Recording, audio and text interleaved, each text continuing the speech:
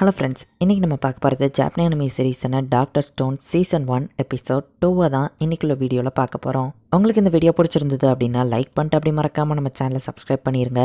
இந்த அனிமே கொஞ்சம் intelligence anime அப்படிங்கிறதுனால நிறைய டீட்டெயில்ஸ் இருக்கும். என்னால் முடிஞ்ச லெவலுக்கு தெளிவாக உங்களுக்கு புரியுற மாதிரி எக்ஸ்பிளைன் பண்ண ட்ரை பண்ணுறேன். சரி வாங்க, நம்ம வளவலன்னு பேசிகிட்டு இருக்காமல் இன்னைக்குள்ள கதைக்குள்ளே போக ஆரம்பிக்கலாம். இன்றைக்கி நம்ம பார்க்க போகிறது டாக்டர் ஸ்டோன் சீசன் 1 எபிசோட் 2.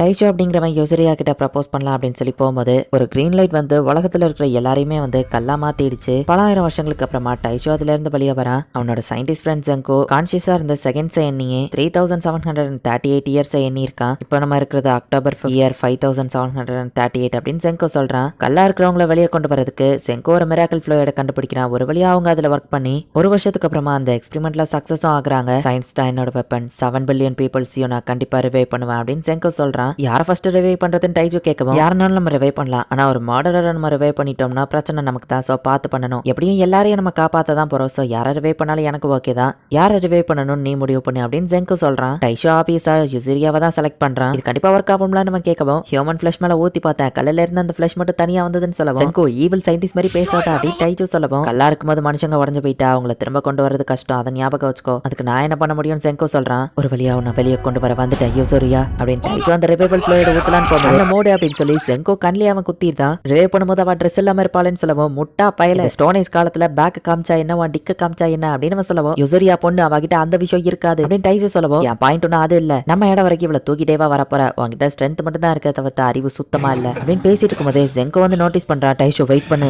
ஜெங்கோ சொல்றான். பார்த்தா சிங்கம் அந்த இடத்துக்கு வருது. உடனே இவங்க ரெண்டு பேரும் ஓட ஆரம்பிக்காங்க. சிங்கம் எப்படி இந்த இடத்துல அப்படின்னு நம்ம கேட்கவும், ஜூல இருந்த மிருகங்களோட வம்சாவளிகளா தான் இருக்கும். ஜோக்கி அப்புறம் ஸ்டாச்சுவா மாறினதுக்கு அப்புறமா அதுங்க இஷ்டத்துக்கு வெளியே வந்து வேட்டையாடி திங்க ஆரம்பிச்சிருக்கோம் அப்படின்னு ஜெங்கோ சொல்லவும், நம்மளையே இது ஒன்றும் அட்டாக் பண்ணாம இருக்குன்னு டைஷோ கேட்கறேன். ஏன்னா 2 காலில் ஓடக்கூடிய புது ஸ்பீஷிஸ் அது பாக்குது. சோ அது ரொம்பவே ஜாக்கிரதையா இருக்கு. இப்போதைக்கு நம்ம லக்கியா தப்பிச்சாலும் சீக்கிரமே அது நம்மள பிடிச்சிரும். இத்தனை ஆயிரம் வருஷம் கழிச்சு இருந்துச்சு நம்ம திரும்பி இப்படியா சாப்பிட போறோம் அப்படின்னு ஜெங்கோ யோசிக்கிறான். உடனே டைஷோ வந்துட்டு யுசரியாவோட சிலையை தூக்கி ஜெங்கோ கிட்ட போட்டுட்டு, ஜெங்கோ நீ இங்க இருந்து ஓடிரு, உன்னோட அறிவால மட்டும் தான் அந்த ஹியூமானிட்டியவே காப்பாற்ற முடியும், என் உயிர் போனா பரவாயில்லன்னு சொல்லவும், முட்டாள் என்னால எல்லாத்தையும் தனியாலாம் சாதிக்க முடியாது, உன்னோட ஸ்ட்ரென்த்தும் எனக்கு அவசியம், சிவிலைசேஷனை திரும்ப கொண்டு வர என் பிரெயின் மட்டும் பார்த்தா அது உன் ஸ்ட்ரென்த்தும் அவசியம், அது போக நீ ஸ்ட்ராங்கா இருந்தாலும் யாரையும் திரும்ப பஞ்ச் பண்ண மாட்டேன்னு எனக்கு தெரியும். சோ ஒன்னு நான் இங்க விட்டுட்டு போக மாட்டேன் அப்படின்னு ஜெங்கோ சொல்றான். ஜெங்கோ இங்க பக்கத்துல ஒரு ஸ்ட்ராங்கான ஒருத்தர் இருக்கான், ஸ்ட்ராங்கஸ்ட் பிரைமேட் ஹை ஸ்கூலர் சுகாசா, இவனை நம்ம ரிவைவ் பண்ணா தப்பிக்க சான்ஸ் இருக்கு, என்ன மன்னிச்சிரு யோசரியா, உனக்கு வச்சிருந்த மிராக்கிள் ஃப்ளூயிட இன்னொருத்தனுக்கு கொடுக்க போறோம் அப்படின்னு டைஜோ சொல்றான். ஜெங்கோ சுகாசா மேல அதை ஊத்துறான். அசிங்கமும் இவங்களை சுத்தி வளைக்குது. இத்தனை வருஷம் கழிச்சு உன்னை இந்த மாதிரி சிச்சுவேஷன்ல எழுப்புறதுக்கு மன்னிச்சிரு அப்படின்னு டைஜோ சொல்லவும், சிச்சுவேஷன் என்ன அப்படின்னு சுகாசா கேட்கறான். உன்னோட 9 o'clockல இருந்து 2 o'clock வரைக்கும் சிங்கம் நம்மளை சுத்தி வளைச்சிருக்கு அப்படின்னு ஜெங்கோ சொல்லவும், நான் இதை பாத்துக்கிறேன் அப்படின்னு சுகாசா சொல்றான்.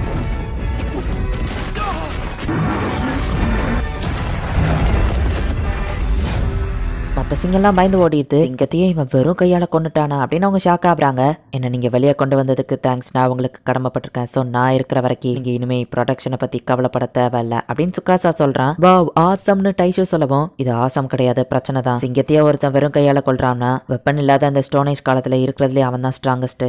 பொண்ணுங்க கூட இருக்கணும், தான் எல்லாத்தையும் கண்ட்ரோல் பண்ணணும்னு நினைச்சாம்னா அவனை தடுக்க யாருமே இல்ல அப்படின்னு ஜெங்கோ சொல்லவும், கத்தியில ஷார்ப்பான ஏதாச்சும் பொருள் இருக்கா, என்னால இந்த சிங்கத்தோட உயிர் போயிடுச்சு, பட் அதோட உயிர் சாக்ரிஃபைஸை நான் வீணாக விட மாட்டேன் அப்படின்னு சுகாசா சொல்லவும், சிங்கத்தோட கறியை சாப்பிட முடியுமான்னு கேட்கவும், ஆமா முடியும், நான் ஆப்பிரிக்கால சாப்பிட்டிருக்கேன்னு ஜெங்கோ சொல்றான். ஒரு உயிர் என்னால போயிடுச்சு, பார்ட்ஸ் நம்ம யூஸ் பண்றது மூலியமா அதுக்கு திரும்ப நான் உயிர் கொடுக்கணும்னு நினைக்கிறேன் அப்படின்னு சுகாசா சொல்லவும், பத்தியா இவன் நல்லவன் தான்ப்பா டைஷோ சொல்லவும், உன்னோட ஸ்பீச் என்ன 1 millimeter கூட நீ நல்லவங்கிறதுக்கு கன்வின்ஸ் பண்ணல அப்படின்னு ஜெங்கோ சொல்றான். சுகாசா அந்த சிங்கத்தோட தோலை வெட்டி எடுத்து போர்ம மாதிரி போட்டுக்கிறான். எங்கப்பா நீங்க 2 பேருமா சேர்ந்து இதை கட்டினீங்க அப்படின்னு சுகாசா கேட்கவும், சொல்லப்போனா செங்கோ தான் இதை தனியாளா கட்டினா, செங்கோ ரொம்பவே புத்திசாலின்னு டைஷோ சொல்றான். லேப்லாம் இருக்கிறது சுகாசா பார்த்துட்டு, உங்களுக்கு எந்த ஹெல்ப்னாலும் நான் பண்றதுக்கு தயாரா இருக்கேன், என்னோட பேரு ஷீக்கியோ சுகாசா அப்படின்னு நம்ம சொல்லவும், இந்த காலத்துல ஃபேமிலி நேம் ஒரு பெரிய விஷயம் இல்ல, என்னோட நேம் ஜெங்கோன்னு சொல்லவும், நான் டைஷோன்னு இன்ட்ரோடியூஸ் ஆகிறேன். சரி இத்தனை நாள் என்ன சாப்பிட்டு இருக்கீங்கன்னு கேட்கவும், கிடைக்கிற காளான் எப்பவாச்சும் ஒரு ரேபிட் அந்த மாதிரி கிடைக்கும்னு சொல்லவும், இனிமேல் நீங்க கறி சாப்பிடலாம், அது என்னோட பொறுப்பு அப்படின்னு சொல்லி சுகாசா போய் வேட்டையாடுறான்.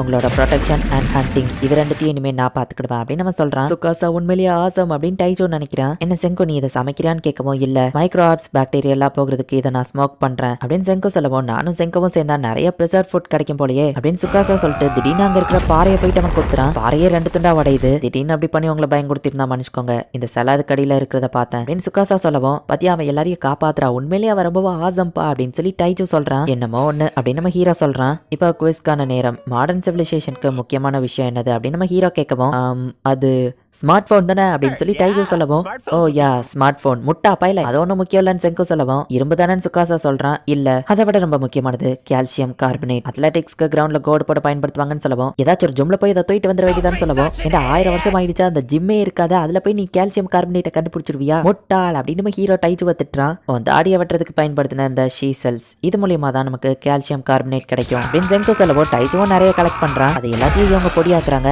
இதை வச்சு நம்ம 4 விஷயம் பண்ண முடியும். மண்ணில் உரமா போட்டு அக்ரிகல்ச்சர் பண்ணலாம். 2வது இதை மண் கூட கலந்தா சிமெண்ட் கலவையை தயாரிக்கலாம். 3வது கடல் பாசி சீவீட்ஸ் கூட இதை கலந்தோம்னா நம்மளால ஒரு சோப்பை தயாரிக்க முடியும். ஹைஜீனா இருக்கிறது தான் டாக்டர்ஸே இல்லாத அந்த ஸ்டோனேஜ் காலத்துல ரொம்ப முக்கியம். ஏன்னா கிருமிகள்னால நம்ம பாதிக்கப்படக்கூடாதுல்ல அப்படின்னு செங்கோ சொல்லவும், உன்ன மாதிரி ஒரு அறிவாளியான ஆளை நான் பார்த்ததே இல்லை செங்கோ அப்படின்னு சுகாசா சொல்லவும், நேரா ஒருத்தன் புகழ்ந்தா ஒன்னு ஃபிளர்ட் பண்ணணும் இல்ல ஸ்கீம் பண்ணணும், நீ என்ன எதிர்பார்த்து பண்ற அப்படின்னு செங்கோ கேட்கவும், நான் எதையும்லாம் எதிர்பார்க்கல, உண்மையிலேயே உன்ன மாதிரி ஒரு திறமசாலியான ஆளை நான் பார்த்ததில்ல, என்னோட மரியாதை உனக்கு எப்பவும் இருக்கும் அப்படின்னு சுகாசா சொல்றான். ஓகே நிறைய ஷெல்ஸை நம்ம கலெக்ட் பண்ணிட்டு வந்தாச்சு. ஆமா செங்கோ இதை வச்சு மொத்தமா 4 விஷயம் பண்ண முடியும்னு சொன்னீங்க, 4வது விஷயம் என்னது அப்படின்னு டைஷோ கேட்கவும், இல்ல நான் மொத்தம் 3 விஷயம் தான் சொன்னேன் அப்படின்னு செங்கோ சொல்றான். சுகாசாவும் டைஷோவும் தூங்கிட்டு இருக்காங்க. அவங்களுக்கு தெரியாம நம்ம ஹீரோ வந்துட்டு ஏதோ ஒன்று ரெடி பண்ணிட்டு இருக்கான். பட் சுகாசா முழிச்சுதான் இருக்கான். அடுத்த நாள் டைஷோ போயிட்டு நிறைய ஷீஷல்ஸை கலெக்ட் பண்ணிட்டு இருக்கான். அந்த ஷீஷல்ல பார்த்துட்டு, இப்போ இது என்னோடதுன்னு சொந்தம் கொண்டாட யாருமே இல்லை, இந்த கடல் இந்த நிலம் இது என்னோடதுன்னு சொல்லிக்கிட இப்போதைக்கு யாரும் இல்லை. ஒரு காலத்துல உடம்பு சரியில்லாத தன்னோட தங்கச்சிக்காக இந்த சீஷல்ஸ் ஒரு பையன் கலெக்ட் பண்ண போயிருந்தான். பட் மெயினா அவன் தங்கச்சிக்கு ரொம்ப பிடிக்கும். சீஷல்ஸ்ல அவளுக்கு ஒரு செயினை கொடுக்கலாம் நம்ம ஆசைப்பட்டான். பட் குடிச்சிட்டு ஒருத்தான் அந்த இடத்துக்கு வந்து, இது என்னோட நிலம் நீ இந்த ஷீஷல்ஸை திருடுற அப்படின்னு சொல்லி அந்த பையனை மூஞ்சிய அடையாளம் தெரியாத அளவுக்கு அடின்னு அடிச்சான். அப்படின்னா அங்க இருக்கிற சிலையோட தலையை அவன் துண்டா எடுக்கிறான். நீ ஒரு சிலையை உடைச்ச மாதிரி தெரிஞ்சிருக்கலாம், ஆனா நீ பண்ணது ஒரு மர்டர்னு உனக்கும் தெரியும் எனக்கும் தெரியும் அப்படின்னு செங்கோ சொல்லுங்க. பாரு செங்கோ எல்லாரும் திரும்ப உயிரோட வந்துட்டா இது உன்னோட நலம் என்னோட நலம் இது எனக்கு தான் சொந்தம்னு பிரச்சனை பண்ணுவாங்க. சோ யங்கான பியூர் ஹார்ட்டடான பீப்புளை மட்டும்தான் நம்ம ரிவைவ் பண்ணணும். ஈவல் பீப்புள்ஸை ரிவைவ் பண்ண தேவையில்லை. ஹியூமனிட்டியை பியூரிஃபிகேஷன் பண்றதுக்காக இயற்கை நமக்கு கொடுத்துருக்கிற ஒரு சான்ஸ் தான் இது. என்ன செங்கோ நான் சொல்றது சரிதானே அப்படின்னு சுகாசா இன்னொருத்த தலையை உடைக்க பார்க்குவோம். ஹீரோவனை தடுத்துட்டு,